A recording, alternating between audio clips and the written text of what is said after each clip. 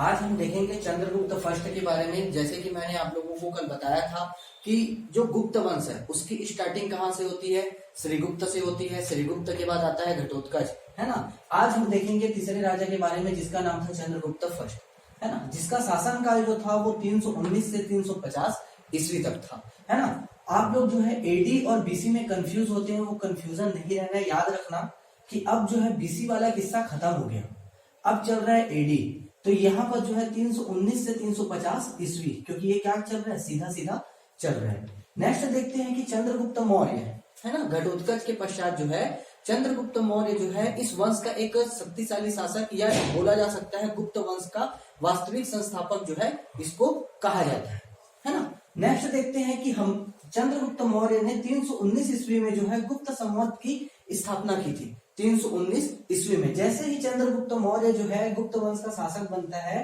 तो ये जो है गुप्त संवत एक अलग से एक संवत निकालता है। संवत का अर्थ है जैसे आज के डेट में हिंदू पंचांग, गैगेरियन कैलेंडर, इसी तरीके से जो है एक गुप्त संवत था जिसकी स्थापना वो करेगा 319 ईस्वी में। साथ ही साथ जो है चंद्रगुप्त ने जो है महाराजाधिराज की उपाधि धारण की थी, और इसने जो है लिच्छवी, यहां पर देखेंगे हम, लिच्छवी राजकुमारी कुमार देवी से विवाह किया। लिच्छवी राजकुमारी जो है कुमार देवी से विवाह किया, और कुमार देवी से विवाह करने के पश्चात जो है इसको दहेज के रूप में वैशाली का क्षेत्र मिला। क्योंकि लिच्छवी, मैंने पहले ही बताया है कि लिच्छवी जो थे, महाजनपद काल याद करिए कि लिच्छवियों का शासनकाल जो है वैशाली में था, है ना। तो सीधी सी बात है कि लिच्छवियों से, है ना, कुमार देवी से विवाह कर रहे हैं जो लिच्छवी राजकुमारी थी, और लिच्छवी राजकुमारी रहने के कारण ही जो है उसको दहेज में वैशाली का क्षेत्र मिलता है। साथ ही साथ हम देखेंगे कि ये जब कुमार देवी से विवाह करेगा चंद्रगुप्त मौर्य, तो ये बहुत सारे सिक्के जारी करेगा, और इन सिक्कों में था राजा रानी प्रकार, है ना, लिच्छवी प्रकार, है ना, जिसमें जो है राम सिया उत्तीर्ण होता था। साथ ही साथ जो है राजा रानी प्रकार था, लिच्छवी प्रकार था। इसी तरीके से बहुत सारे सिक्के जो थे वो चंद्रगुप्त मौर्य के शासनकाल में रहे हैं। यहाँ पर जो है इनके मेन बातें जो थी चंद्रगुप्त फर्स्ट की, जो आपके सिलेबस के लिए इंपॉर्टेंट है, वो हमने देखी। अब देखते हैं नेक्स्ट शासक समुद्रगुप्त। चंद्रगुप्त मौर्य जो है अपने जीवन के अंतिम समय में, चंद्रगुप्त जो है अपने जीवन के अंतिम समय में जो है समाधि धारण कर लेता है, और अपना जो राजवंश है, या बोल सकते हैं कि अपना जो सत्ता है, वो अपने बेटे समुद्रगुप्त के पक्ष में छोड़ देगा। समुद्रगुप्त का शासनकाल जो है 350 से 370 ईस्वी तक रहा है। लेकिन कंफ्यूज नहीं होना, कुछ कुछ बुक में जो है इसका जो ईस्वी सन है, या इनके जो क्या बोलते हैं, इनके बीच का डायरेक्शन रहा है, या बोल सकते हैं कि जो शासन का सन रहा है वो अलग अलग रहा है ना। तो आपको कंफ्यूज नहीं होना है ये देख के। लेकिन जो ऑथेंटिकेटेड बुक है उसमें जो है सिर्फ 350 से 370 ईस्वी तक का मिलता है। मैंने कल ही बताया था कि समुद्रगुप्त के शासनकाल में एक जो है हरिसेन नामक व्यक्ति था जिसने प्रयाग प्रशस्ति नामक, है ना, प्रयाग प्रशस्ति लिखी थी। अब देखेंगे कि प्रयाग प्रशस्ति के जो 7वें अभिलेख है, ये 7वां श्लोक बोल सकते हैं कि प्रयाग प्रशस्ति के 7वें श्लोक में जो है समुद्रगुप्त के विजय अभियानों का वर्णन है। साथ ही साथ जो है प्रयाग प्रशस्ति के चौथे अभिलेख रहे हैं, उसमें जो है उत्तराधिकारी का वर्णन किया गया है कि किस तरीके से चंद्रगुप्त जो है समुद्रगुप्त को अपना उत्तराधिकारी चुनता है ना। तो ये चीजें हम देखेंगे कि उत्तराधिकारी किस तरीके से चुनेगा। साथ ही साथ समुद्रगुप्त जब अपना विजय अभियान करेगा तो हमको ये दिखाई देगा कि किस तरीके से समुद्रगुप्त जो है उत्तर भारत के 12 राज्य और दक्षिण भारत के 12 राज्यों को जो है वो जीतेगा। साथ ही साथ समुद्रगुप्त जो है टोटल 6 प्रकार की मुद्राओं को जो है वो लागू करेगा, जिसमें सबसे पहला था गरुड़, है ना। मैं यहाँ पर गा लिखा हूं तो गा का अर्थ होता है गरुड़। दूसरा अर्थ होता है धा से धनुर्धारी। तीसरा था, है ना, अश्व। अश्व का अर्थ होता है अश्वमेघ, है ना। चौथा होता है व्याघ्र हनन। व्याघ्र हनन प्रकार के सिक्के, है ना। तो अब देखेंगे कि मुद्राएं टोटल 6 थी, और 6 में सबसे पहले गा से याद रखना है कि गरुड़, धा से याद रखना है आपको धनुर्धारी, अश्व से याद रखना है अश्वमेघ, व्याघ्र से याद रखना है व्याघ्र हनन, है ना, और वी से याद रखना है वीणा वादन प्रकार के। अब इसी से पता चलता है कि अगर कोई राजा जो है वीणा प्रकार के सिक्के, वीणा जो बजाने वाला वीणा होता है, अगर वीणा प्रकार के सिक्के जारी कर रहा है तो सीधी सी बात है कि वो क्या करेगा, वीणा में उसको, या उसको संगीत में क्या होगी, रुचि होगी। इसी संगीत में रुचि के कारण जो है वो, है ना, वीणा प्रकार के सिक्के को जो है क्या करता है, लागू करता है। पर से जो है परशु प्रकार के सिक्के, याद करो परशु, कहीं सुने हो परशु प्रकार के सिक्के? क्लास में मैंने आप लोगों को बताया था परशु सिक्के, है ना। तो परशु की आकृति के सिक्के, जिसमें सिक्के जो जारी किए गए थे उसमें जो है परशुराम की आकृति और जो परशु पकड़े रहते हैं उसकी आकृति जो है यहाँ दिखाई देती है। नेक्स्ट देखते हैं, जब सैन्य अभियान देखेंगे, जैसे मैंने आप लोगों को बताया कि समुद्रगुप्त ने उत्तर भारत के 12 राज्य और दक्षिण भारत के 12 राज्यों को जीता था, जिसमें सबसे पहले वो उत्तर भारत के 3 राज्यों को जीतेगा, फिर दक्षिण भारत जाएगा तो दक्षिण भारत के 9 राज्यों को जीतेगा, फिर 3 राज्यों को जीतेगा, फिर उसके बाद फिर उत्तर भारत आता है तो फिर 9 राज्यों को और जीतेगा।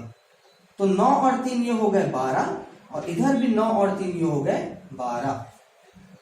क्या बोला मैं पहले कि सबसे पहले उत्तर भारत के 3 राज्यों को जीतेगा, फिर ये चले जाता है दक्षिण भारत, दक्षिण भारत के 9 राज्यों को पहले जीतेगा, फिर उसके बाद 3 राज्यों को जीतेगा, तो टोटल फिर 12 हो गए।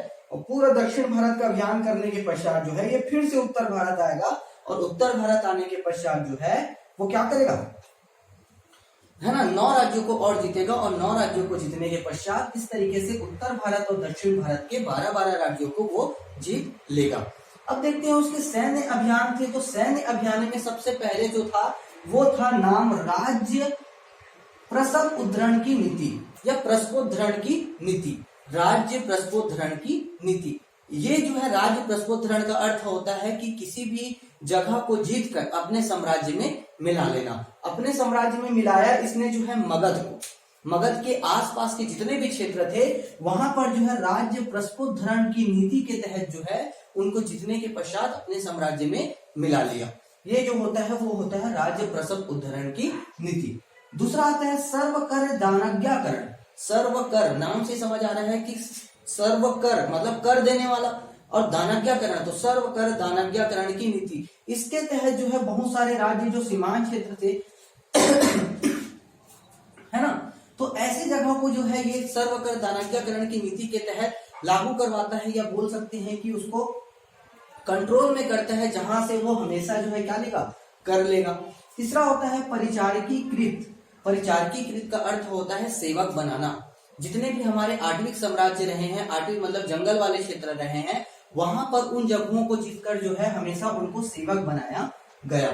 चौथा आता है ग्रहण मोक्षानुग्रह। ग्रहण मोक्षानुग्रह, ग्रहण मोक्षानुग्रह का अर्थ होता है किसी भी राज्य को जीतने के पश्चात जो है फिर से उसके साम्राज्य को वापस कर लेना। जब जो है समुद्रगुप्त दक्षिण भारत के अभियान में होगा, तो दक्षिण भारत का जब वो अभियान करता है तो कुछ कुछ जगहों को जीतता है। कितने जगहों को? 12 जगहों को। वो पूरा जो है दक्षिण भारत के 12 जगहों को जीतने के पश्चात जो है वहां के राजा को ग्रहण मोक्षानुग्रह के तहत जो है उसका साम्राज्य वापस कर देता है। नेक्स्ट आता है कन्योपायन की नीति। कन्योपायन का अर्थ होता है किसी भी विदेशी राज्य को हराने के पश्चात जो है उनकी बेटी से विवाह स्थापित करने के पश्चात उनके राज्य को उन्हें सही सलामत सौंप देना। ये होता है कन्योपायन का तरीका, है ना। तो कन्योपायन का तरीका समझ आया है कि किस तरीके से होता है। ये होता है कन्योपायन। तो देखो सबसे पहले राज्य प्रसव उद्धरण की नीति, सर्वकर दानज्ञाकरण की नीति, परिचारकीकृत, ग्रहण मोक्षानुग्रह और कन्योपायन। आप लोग जो है स्क्रीनशॉट मार लीजिए, उसके बाद देखते हैं नेक्स्ट स्टार्ट करेंगे चंद्रगुप्त सेकंड से।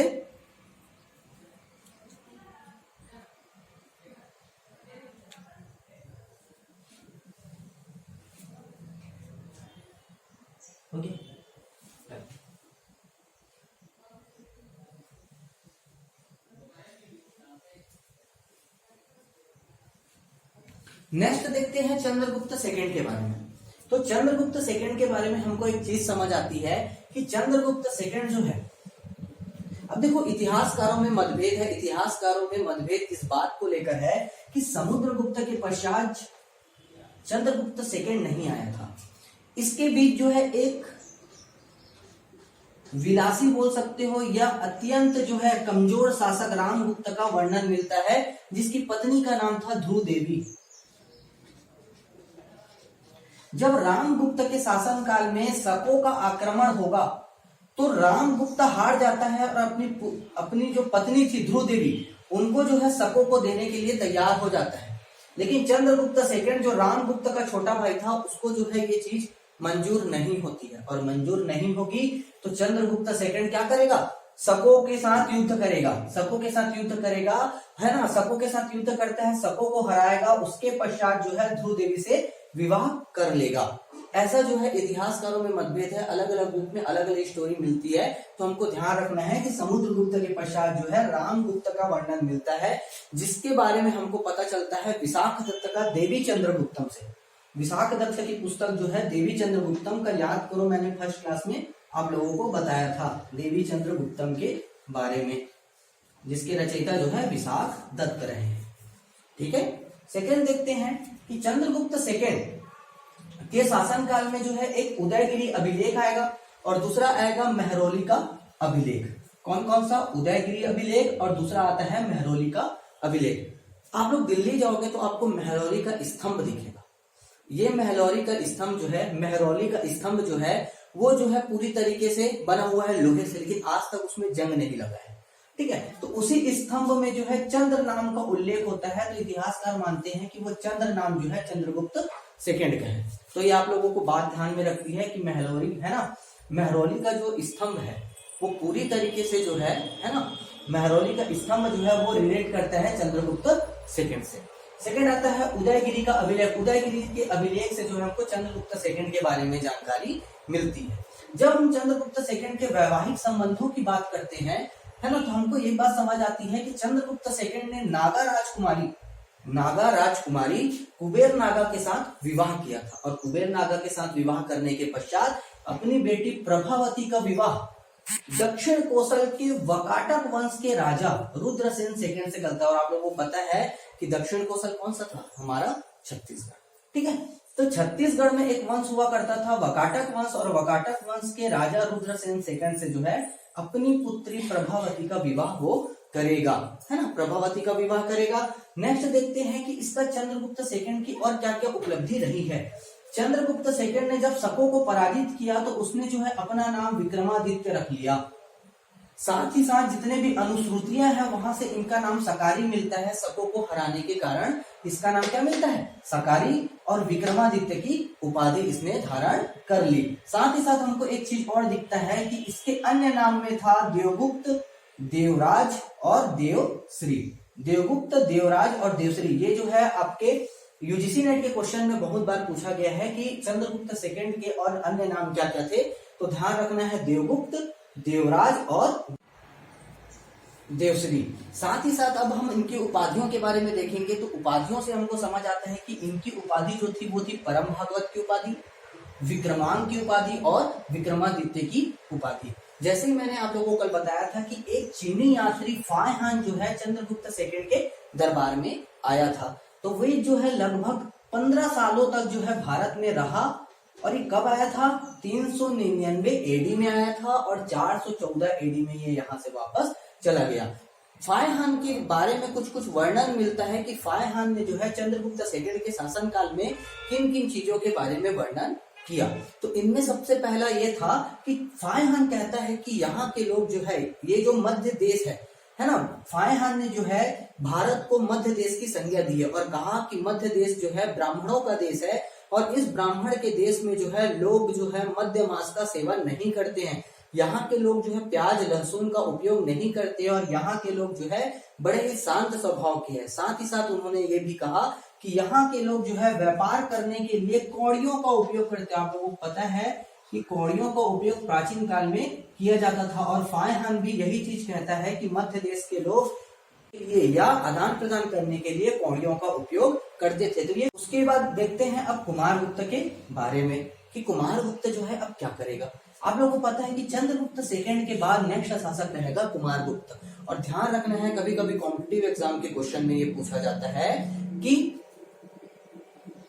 किस शासक के शासन काल में सर्वाधिक क्या मिला है, अभिलेख मिला है। तो ध्यान रखना है कि इकलौता कुमारगुप्त है जिसके शासन काल में 18 अभिलेख मिलेंगे। साथ ही साथ कुमारगुप्त के शासन काल का जो प्रसिद्ध अभिलेख रहा है वो रहा है मंदसौर अभिलेख। मंदसौर अभिलेख की रचना जो है किसने की है, वत्स भट्टी ने की है। और वत्स भट्टी ने जब करी मंदसौर अभिलेख, तो सीधी सी बात है कि उसमें कुमारगुप्त के पूरा वर्णन किया गया होगा। इतना क्लियर है। नेक्स्ट देखते हैं कि कुमारगुप्त के शासन काल में मयूर सिक्का जो है बहुत प्रचलित था। और कुमारगुप्त ने जो है उन्होंने क्या किया कि जो समुद्रगुप्त के शासन काल में चली आ रही गरुड़ सिक्कों के स्थान पर मयूर सिक्का जो है स्थापित किया। आप लोगों को पता होगा नालंदा विश्वविद्यालय के बारे में, जिसको ऑक्सफोर्ड ऑफ महायान भी कहा जाता है, उसकी जो स्थापना है वो कुमारगुप्त के द्वारा की गई है। और कभी कभी कॉम्पिटिटिव एग्जाम में क्वेश्चन पूछा जाता है कि ऑक्सफोर्ड ऑफ महायान क्या है और उसकी स्थापना किसने की है, तो ध्यान रखना है कि कुमारगुप्त ने की है। कुमारगुप्त के अन्य नाम में आता है श्री महेंद्र आदित्य, है ना। और ये क्वेश्चन जो है पिछले साल के यूजीसी नेट हिस्ट्री में पूछा गया था। आज का सेशन हम लोग यहीं तक रखते हैं, बाकी का जो क्लास है ना, वो हम लोग आगे देखेंगे, जिसमें हम प्रशासन के बारे में बात करेंगे। ठीक है, आप लोग जो है इसको स्क्रीनशॉट मार लीजिए और साथ ही साथ जो है स्क्रीनशॉट लेने के बाद जो है इसको अच्छे से पढ़िए, क्योंकि आपके सिलेबस का ये हिस्सा है। नेक्स्ट देखेंगे कल गुप्त वंश के प्रशासन के बारे में और यहाँ के जितनी भी चीजें जो आपके सिलेबस का हिस्सा है उसके बारे में हम लोग देखेंगे।